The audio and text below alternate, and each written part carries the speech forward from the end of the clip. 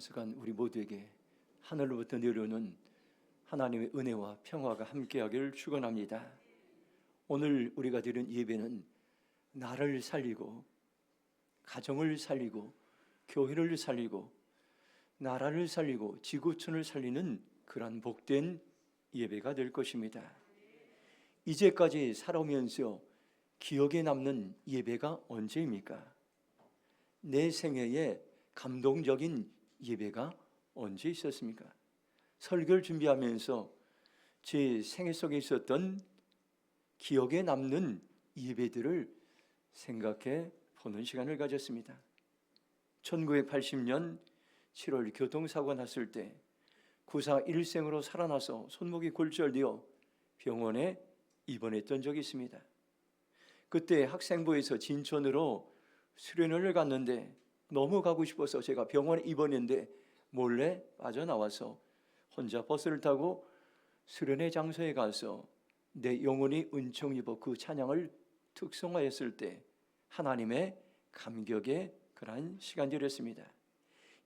2007년도 12월 부평에 제가 부목사로 있을 때에 이제 한 달 후면은 그 교회를 사임하게 되었는데 그 한 달 동안에 달라진 것이 전혀 없습니다. 목사님, 성가대 전혀 달라진 것이 없는데 내 마음감이 달라지니까 내가 이제 이곳에서 한 달 이후에는 더 이상 예배를 드릴 수 없다는 그런 생각으로 한 주일 한 주일 예배를 드릴 때 눈물이 나오고 감동적이고 하나님의 은혜가 임했습니다.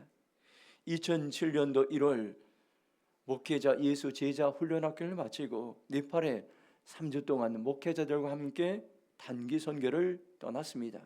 단기 선교를 마무리하면서 포카라 현지 교회에 참석하여 저희 팀들이 특송을 하였습니다. 그때 부흥 찬양을 그때처럼 간절히 불렀던 적은 없었습니다. 우리나라 사람들이 네팔 사람들과 정서적으로 통하는 것이 많이 있었습니다. 낙천적이고 착하고 음주가물을 좋아하고 한이 많은 민족이었습니다. 그런데 우리와 다른 것은 그들은 하나님을 알지 못하고 3억 3천 개의 신들을 만들어서 힌두교를 섬기는데 세계에서 가장 가난한 나라였습니다. 저는 부흥 찬양을 우리 팀들과 함께 부르면서 워십을 하면서 몸으로 절규하면서 하나님 네팔 땅을 살려주세요. 우리나라에 선교사들이 들어와서 하나님을 예배하고 이 땅에 놀라운 은혜가 임했던 것처럼 하나님 네팔 땅에도 다시 한번 복음이 전해져서 부흥하는 나라로 세워달라고 간절하게 찬양을 드렸던 적이 있습니다. 2009년 대륜교회 청년부 담당 부목사로 있을 때 말레이시아 사라왁의 7명 청년들이 단기 선교를 떠났습니다. 사라왁은 선교를 떠나기 전에 일주일 전에 40년 만에 쿠칭에 엄청난 홍수가 일어나서 나라적으로 어려움이 있었습니다. 우리 가운데 선교지를 방문하기 전에 두려움과 염려들이 있었습니다. 밀리밀리 3시간 이상 걸으면서 하늘을 보니 하늘 위에는 먹구름이 껴있고 당장에 비가 올 것 같았습니다. 그때 선교사님은 앞장서서 밀림을 걸으며 주님의 높고 위대하심을 찬양하기 시작했습니다. 한국어로 찬양했다가 영어로 찬양했다가 이반어로 찬양하면서 그리고 따라가는 청년들도 중얼중얼거리면서 함께 그 찬양을 이제 부르기 시작했습니다. 그런데 놀라운 일이 일어났습니다. 청년들과 함께 이제 밀림을 걸어갔을 때 비가 올 것 같은데 당장에 비가 오지 않았습니다. 그리고 롱하우스에 도착해서 짐을 풀자 장대 같은 비가 쏟아지기 시작했습니다. 일주일 내내 비가 왔지만 매일 밀림을 걸어갈 때 한 번도 비가 오지 않았습니다. 날씨의 기적을 경험하였습니다. 2018년도 남아공 단기 선교를 갔을 때 드렸던 예배가 평생의 기억에 남습니다. 선교사님이 다니는 교회는 이제 시온 교회에서 주일 예배를 했는데 이 교회 별명이 깡통 교회였습니다. 10평도 안 되는 주차장에서 함석으로 지붕을 만들고 땅바닥에서 예배를 드리고 있었습니다. 그 지역은 설렁가였습니다. 갱들이 있고 마약을 하고 살인 사건들이 동네에서 일어나고 백인 선교사들이 위험해서 그 동네에 들어갈 수 없는 지역이었습니다. 주일 예배를 단기 선교팀과 함께 원주민들과 함께 성도들이 예배를 드렸습니다. 그 예배는 오늘날 우리가 드린 예배는 전혀 다랐습니다. 기쁨이 있었고 열정이 있었고 춤추며 전심으로 하나님을 예배했습니다. 그들이 드리는 예배는 악기도 없고 편안한 시설도 없었지만 그들에겐 기쁨과 감사가 넘치게 되었던 것입니다. 오늘 저와 여러분 우리가 드리는 예배가 우리의 평생에 기억에 남는 예배가 되기 원합니다. 예배는요, 여러분들 설교자가 설교를 잘해서 아니면 찬양팀이 은혜스럽게 찬양해서 분위기가 좋아서 은혜 받는 것이 아니라 여러분들의 마음가짐에 달려 있습니다. 예배를 드리는 여러분의 마음 자세에 따라서 평생 기억에 남는 하나님의 은혜가 임하는 그러한 예배가 될 수가 있습니다. 우리가 살고 있는 대림동은 선교지와 동일한 그러한 지역에서 살아가고 있습니다. 선교지에서는 선교사들이 해야 될 일이 복음을 전하는데 이 선교사들이 가장 중요한 것은 예배하는 것입니다. 그 땅에서 예배자로 살아가는 것입니다. 선교는 엄청난 프로젝트를 하는 것이 아닙니다. 예배가 없는 땅에서 선교사들이 예배자로 살아갈 때에 그러면 그 땅에 예배하는 자들이 일어나게 될 것입니다.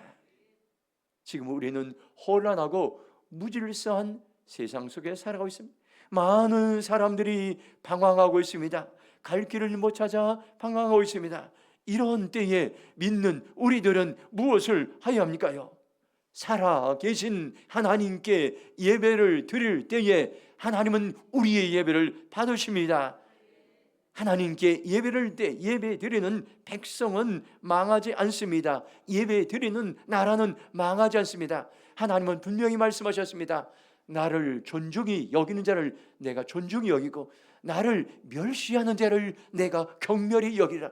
하나님을 존중히 여기는 가장 중요한 것이 하나님께 예배 드리는 것입니다. 그러면 하나님은 그 예배 드리는 백성과 나라를 존중히 여기실 것입니다. 그러면 오늘 이 말씀을 통해서 우리가 하나님께 예배 드리는 일에 집중하면 어떤 일이 납니까요? 한번 1절 말씀을 로마서 12장 1절 말씀 같이 읽겠습니다. 시작. 그러므로 형제들아 내가 하나님의 모든 자비하심으로 너희를 권하노니 너희 몸을 하나님이 기뻐하시는 거룩한 산 제물로 드리라. 이는 너희가 드릴 영적 예배니라. 아멘. 첫 번째 우리에게 주신 말씀은 예배에 집중하면 헌신이 일어납니다. 한번 따라서 예배에 집중하면 헌신이 일어납니다. 사도 바울은 과거에는 어떤 사람이었습니까요? 그의 이름이 사울이었을 때에 회심 이전이었을 때는 기독교인들을 박해하는 일에 예배자들을 박해하는 일에 최우선으로 앞장섰던 사람이었습니다. 예배 드리던 사람들을 비박하고 감옥에 넣는 일에 물불을 가리지 않았습니다. 그는 그런데 어느 날 예수님을 만나서 변화되었습니다. 사울에서 바울로 이름이 바뀌게 되었습니다. 과거에는 기독교인을 핍박하는 사람이었으나 이제는 하나님을 예배하는 일에 누구보다도 열정적인 사람으로 변화되었습니다. 로마서 12장 1절 말씀을 세번역 성경으로 보면 형제자매 여러분 그러므로 나는 하나님의 자비하심을 힘입어 여러분에게 권합니다. 여러분의 몸을 하나님 기뻐하실 거룩한 산 제물로 드리십시오. 이것이 여러분이 드릴 합당한 예배입니다. 합당한 예배라고 말씀하고 있습니다. 메시지 성경으로 12장 1절 보면 이렇게 번역되어 있습니다. 그러므로 나는 이제 여러분이 이렇게 살기를 바랍니다. 하나님께서 여러분을 도우실 것입니다. 여러분의 매일의 삶, 일상의 삶, 자고 먹고 일하고 노는 모든 삶을 하나님께 헌물로 드립시오. 하나님께 여러분을 위해 하시는 일을 받아들이는 것이 바로 여러분이 그분을 위해 할 수 있는 최선의 일이라고 말씀하고 있습니다. 거룩한 산 제물로 드리란 말은 예배를 드리는 제물이 우리라는 말입니다. 구약에서는 하나님께 제사를 드릴 때 소나 양이나 염소나 동물이나 곡물을 드렸습니다. 구약에서는 하나님께 예배를 드릴 때 제물을 드리면서 예배를 드렸습니다.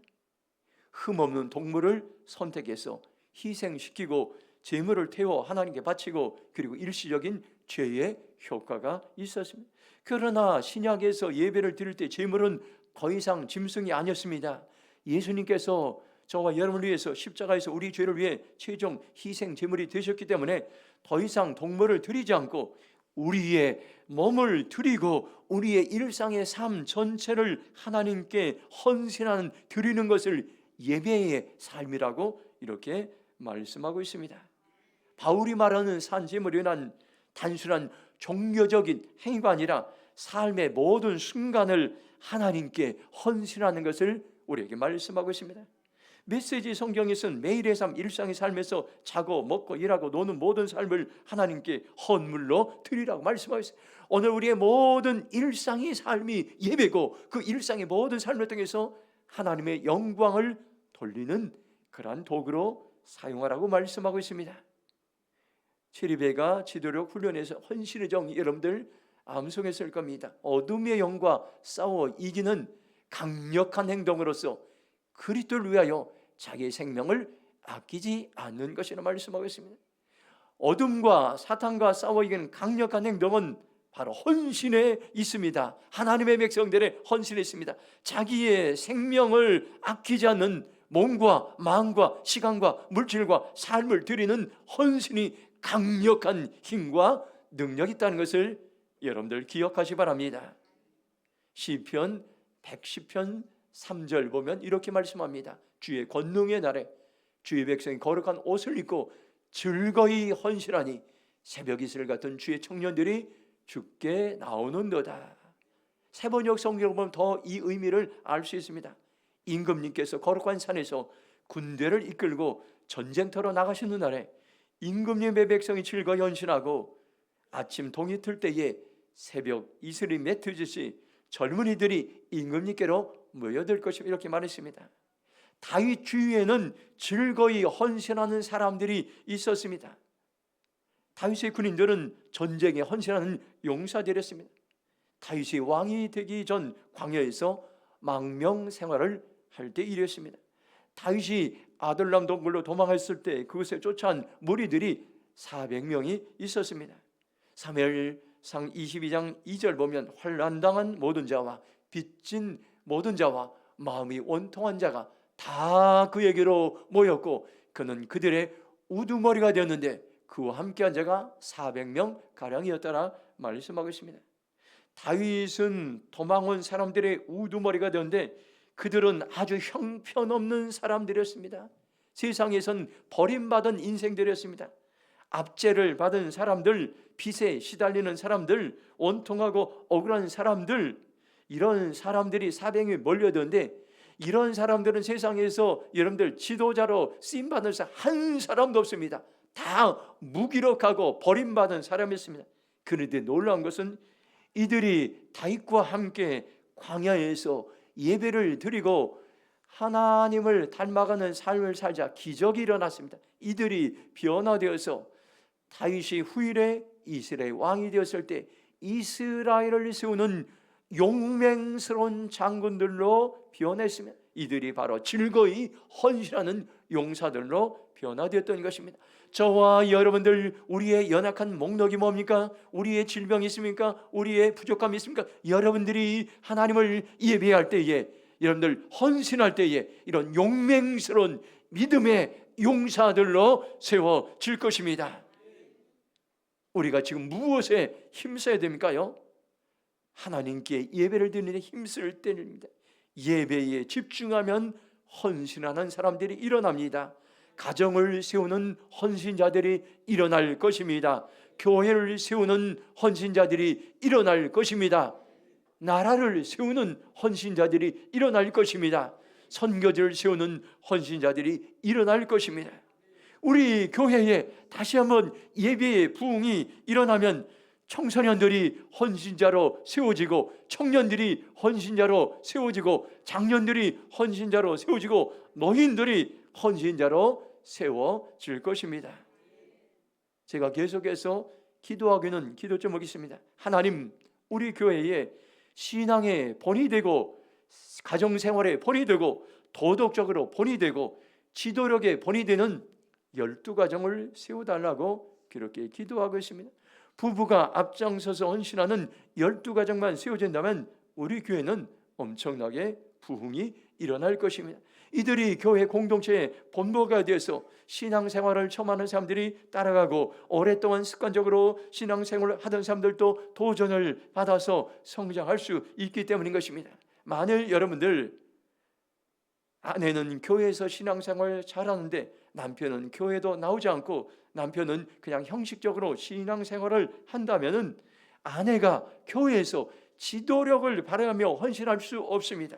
반대로 이제 남편이 헌신적이고 신실한데 아내가 교회도 나오지 않고 잘 신앙생활도 하지 않는다면 남편도 교회에서 제대로 여러분들 헌신하고 지도력을 발휘할 수 없습니다. 아내와 남편이 함께 교회에서 헌신하는 일꾼들로 세워질 때 건강한 가정으로 세워질 것입니다. 이사야 6장 8절 보면 이렇게 말씀합니다. 내가 또 주의 목소리를 들으니 주께서 이르시되 내가 누구를 보내며 누가 우리를 위해 갈 것이니 그때에 내가 이르되 내가 여기 있나이다 나를 보내소서 하였더니 말씀하고 있습니다. 우시야 왕이 죽던 해에 이스라엘은 나라적으로 위기적인 시대를 만났습니다. 그때 하나님은 이사야를 선지자로 부르셨습니다. 이사야는 하나님께 예배를 드리다가 하나님을 만나고 하나님의 마음을 알게 되고 내가 황폐한 세상을 살리는 선지자로 헌신하겠습니다. 내가 여기 있습니다. 나를 보내소서 결단했던 것입니다. 헌신은 언제 일어납니까요? 하나님을 예배할 때 일어납니다. 하나님을 예배하면 하나님을 만나고 그리고 하나님의 마음을 알게 되는데 교회를 향한 안타까운 하나님의 마음들, 나라를 향한 불쌍히 여기는 하나님의 마음, 선지자와 지구촌을 향한 하나님의 마음을 알게 되고 주님 나를 사용하소서 우리가 결단할 수가 있습니다. 여러분들 헌신은 어떻게 이루어집니까요? 자아가 살아있으면 헌신할 수 없습니다. 헌신은 자신의 지혜가 살아있으면 헌신할 수 없습니다. 헌신은 자신의 힘이 살아있으면 헌신할 수 없습니다. 헌신은 자신의 방법이 살아있으면 할 수 없습니다. 내가 의지하던 지혜와 힘과 방법을 내려놓고 하나님을 전심으로 예배하기 시작할 때에 하늘로부터 내려오는 힘과 능력이 임하고 우린 진정으로 헌신자로 세워질 수가 있습니다. 요한복음 4장 23절 보면 이렇게 말씀합니다. 아버지께 참되게 예배하는 자들은 영과 진리로 예배할 때가 오나니 곧 이때라. 아버지께서는 자기가 이렇게 예배하는 자들을 찾으시니라 말씀하고 있습니다. 하나님은 수십억의 수많은 이제 세계 지구촌 80억의 수많은 사람들 가운데 지금도 눈을 이제 부릅뜨며 찾고 있어. 어떤 사람을 찾고 있어?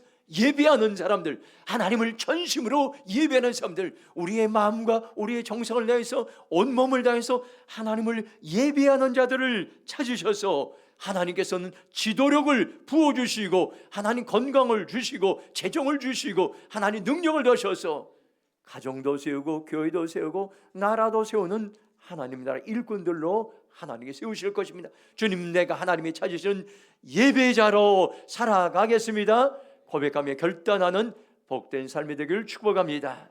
두 번째로 로마서 12장 2절 말씀입니다. 한번 같이 읽겠습니다. 시작. 너희는 이 세대를 본받지 말고 오직 마음을 새롭게 함으로 변화를 받아 하나님의 선하시고 기뻐하시고 온전한 뜻이 무엇인지 분별하도록 하라. 아멘.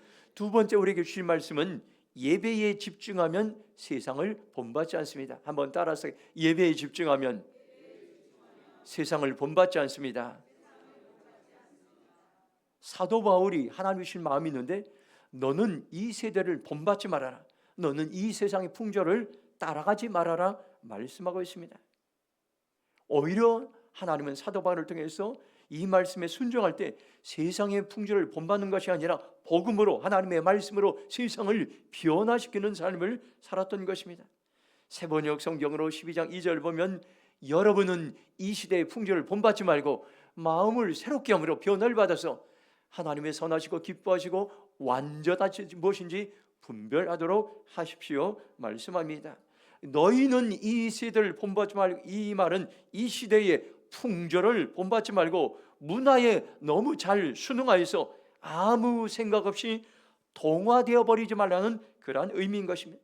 세대는 세계가 세상을 말합니다. 더 구체적으로 세대는 세상신 공중 권세 잡은 자가 다스리는 악한 세상의 풍습이나 악한 문화를 상징적으로 말씀하고 있습니다. 우리가 예배에 집중하면 어떤 일이 일어납니까요? 악한 세상 풍습과 악한 문화를 더 이상 따라가지거나 본받거나 순응하거나 동화되는 일이 생기지 않게 됩니다. 세상은 점점 악해져 가고 있습니다. 성경에서 악하다고 하나님이 금지한 그런 시대의 풍조나 문화를 지금은 진리라고 세상 사람들은 이야기하고 있습니다. 성경에서 악하다고 말하는 것들을 악하다고 말하면 나라에서는 법으로 제정되어 감옥에 가는 어처구니 없는 일들이 지구촌에서 일어나고 있습니다. 하나님이 악하다고 하는 시대의 풍조나 문화를 따라가면 과거 역사를 보면 사람들이 망했고 도시가 망했고 나라가 망했는데도 지금은 자유라는 이름으로, 인권이라는 이름으로 포장되어 진리로 둔갑하고 있는 안타까운 시대를 살아가고 있습니다. 우리는 누구입니까요? 하나님을 믿는 사람들은 어떻게 살아갑니까요? 세상을 따라가는 것이 아니라, 세상을 본받는 것이 아니라 세상의 문화를 바꾸고 세상을 축복하는 축복의 통로로 살아가는 것입니다. 창세기 12장 1절은 우리에게 주신 놀라운 말씀이에요. 여호와께서 아브라함이 이르시되 너는 너의 고향과 친척과 아버지의 집을 떠나 내가 네게 보여줄 땅으로 가라고 말씀하고 있습니다. 창세기 12장은 성경의 본론과도 같은 중요한 말씀입니다. 마치 사람의 등뼈가 중요한 것처럼 성경의 등뼈 구절입니다. 세상을 본받지 않고 축복의 통로로 살아가기 위해서는 고향과 친척과 아버지의 집을 떠나는 데서 시작합니다. 당시 고향과 친척과 아버지 집은 신변을 보호해주는 중요한 역할을 했습니다. 그런데 안전을 보장해주는 고향과 친척과 아버지의 집을 떠나라는 것은 하나님만 의지하라는 것입니다. 하나님만 예배하라는 것입니다. 창세기 12장 2절 보면 내가 너로 큰 민족을 이루고 내게 복을 주어 내 이름을 장대하게 하되니 너는 복이 될지라 말씀하고 있습니다. 고향과 친척과 아버지 집을 떠나 하나님만을 의지하고 하나님을 예배하는 아브라함에게 너는 복의 근원이 될지라, 너는 축복의 통로가 될지라 하나님께서는 말씀하셨습니다. 오늘 저와 여러분의 정체성은 무엇입니까요? 세상에 복을 나누어주는 축복의 통로로 세상을 바꾸는 하나님의 백성으로 우리를 부르셨습니다. 오늘 우리는 하나님 안에서 내가 누구인가 정체성을 알게 될 때 세상을 더 이상 따라가지 않게 됩니다. 창세기 12장 3절 보면 너를 축복하는 자에겐 내가 복을 누리고 너를 저주하는 자에게 내가 저주하려니 땅의 모든 족속이 너로 말미암아 복을 얻을 것이라 하시니라 말씀하고 있습니다. 하나님을 믿는 사람들이 입술에 놀라운 권세가 있습니다. 우리가 만난 사람들 축복하면 그대로 축복이 이루어지고 우리가 만난 사람들 저주하면 그대로 저주가 임합니다. 여러분, 하나님이 주신 입술의 권세로 이 시대의 풍조를 본받는 것이 아니라 세상을 바꾸고 변화시키는 놀라운 선포의 삶을 살아가길 바랍니다. 레위기 20장 26절 보면 너희는 나에게 거룩할지어다. 이는 나 여호와가 거룩하고 내가 또 너희를 나의 소유로 삼으려고 만민 중에서 구별하였음이라고 말씀하고 있습니다. 하나님은 거룩하십니다. 하나님을 믿는 우리도 거룩한 사람으로 부르셨습니다. 하나님은 우리를 세상 사람들 가운데 구별하셔서 이제 세상을 닮아가는 것이 아니라 하나님을 닮아가는 거룩한 백성으로 부르셨다는 것을 여러분들 기억하시기 바랍니다. 오늘날 교회와 성도들이 세상에 힘이 없고 무기력할 때가 있습니다. 왜 그렇습니까요? 세상을 따라갔기 때문인 것입니다. 악한 세상을 따라가는 것을 세속화되었다, 이렇게 말하고 있습니다. 하나님의 백성들이 거룩을 잃어버리고 악한 시대의 풍조를 따라가고 악한 문화에 동화되었기 때문에 우리에게 하나님 주신 힘과 능력을 잃어버렸습니다. 돈이면 다 된다는 물질 만능주의를 하나님의 백성들이 따라갔고 세상 사람들이 좋아하는 명예와 권력을 하나님의 백성들이 따라갔고 세상 사람들이 취해는 타락한 성의 문화를 따라갔기 때문에 하나님이 주신 권세와 능력을 잃어버렸습니다. 세상의 악한 풍조와 문화를 따라가다가 창피당한 성도들이 세상에 얼마나 많습니까? 창피를 당하는 목회자들이 얼마나 많습니까? 창피를 당하는 교회들이 얼마나 많습니까? 지금이 하나님께로 돌아가 세상을 본받지 않기로 결단할 때라는 것을 여러분들 기억하시고 변화된 삶을 살아가길 축복합니다. 마지막으로 다시 한번 로마서 12장 2절 말씀 같이 읽겠습니다. 시작. 너희는 이 세대를 본받지 말고 오직 마음을 새롭게 함으로 변화를 받아 하나님의 선하시고 기뻐하시고 온전한 뜻이 무엇인지 분별하도록 하라. 아멘. 세 번째로 우리가 예배에 집중하면 어떤 일이 납니까요? 세상을 본받지 않고 마음을 새롭게 함으로 변화된 삶, 변화된 인생을 살아갈 수 있다고 말씀해 주고 있습니다. 우리가 예배에 집중하면 더 이상 세상을 쫓아가고 그런 것이 즐겁지 않고 이제 변화되어서 하나님을 예배하고 하나님의 영광의 도구로 사는 것이 기쁘고 즐겁습니다. 변화의 핵심은 자신의 의지에 달려있지 않습니다. 내가 변화되려고 얼마나 몸부림치고 변화되지 않습니까? 변화의 핵심은 다른 사람들의 조언에 달려있지 않습니다. 환경에 달려있지 않습니다. 하나님 앞에 예배자로 살아갈 때에 그 가운데 하나님 우리의 몸과 마음과 생각을 변화시키는 놀라운 일들이 일어난다는 것을 여러분들 기억하시기 바랍니다. 고린도서 5장 17절 보면 그런즉 누구든지 그리스도 안에 있으면 새로운 피조물이라 이전 것은 지나갔으니 보라 새 것이 되었도다. 놀란 누구든지 이 누구든지 모든 사람을 포함해 여러분들 지금 우리가 가지고 있는 모든 형편과 상황 모든 걸 포함해 누구든지 예수님 안에 있으면 예수님 안에서 예배자로 살아가면 새로운 인생 변화된 인생 새로운 피조물로 우리가 달라질 수 있다고 변화될 수 있다고 사도 바울은 위대한 선언을 했던 것입니다. 이제 우리가 이 말씀을 살아낼 때인 것입니다. 우리가 예수님 안에 있으면 새로운 피조물로 변화될 것입니다. 우리가 누구든지 예수님을 이제 예배하고 하나님을 예배하면 새로운 인생으로 시작될 것입니다. 누구든지 온 마음을 다해 하나님을 예배하면 새로운 사람으로 변화될 것입니다. 역대 16장 9절 전반부를 보면 여호와의 눈은 온 땅을 두루 감찰하사 전심으로 자기에게 향하는 자들 위해 능력을 베푸시라. 전심으로 온 마음과 우리의 모든 것을 집중해서 하나님을 예비하고 하나님을 바라보고 하나님을 신뢰할 때 그런 사람들에게 하나님은 능력을 베푸시니라고 말씀하고 있습니다. 변화의 능력을 베푸신다고 우리에게 말씀하고 있습니다. 오늘 저와 여러분들 이렇게 선포해야 될 것입니다. 나는 예수님 안에서 예배자로 살아가겠습니다. 나는 예수님 안에서 변화된 자로 살아가겠습니다. 나는 예수님 안에서 변화된 사람이 되었습니다. 우리 모두가 하나님을 향해 전심으로 예배할 때 이런 변화된 능력이 우리에게 임할 것입니다. 주님 나의 말과 언어와 행실을 변화시켜 주셔서 새로운 사람으로 살아가게 하옵소서. 고백하며 결단하는 삶을 살아가시기 바랍니다. 지금이 하나님을 예배하는 일에 집중할 때인 것입니다. 하나님은 혼란한 세상에서 예배하는 사람들을 찾으십니다. 우리가 예배에 집중하면 헌신이 일어나고 우리가 예배에 집중하면 세상을 더 이상 본받지 않게 되고 우리가 예배에 집중하면 우리의 삶이 변화되는 놀라운 은혜가 임합니다. 주님 내가 온 마음을 다해 하나님을 예배하는 일에 집중하겠습니다. 결단하며 살아내는 삶을 살아가길 주님의 이름으로 축원합니다. 제가 동성으로 함께 기도하겠습니다. 오늘 주신 말씀 기억하면서 지금이 어느 때입니까요?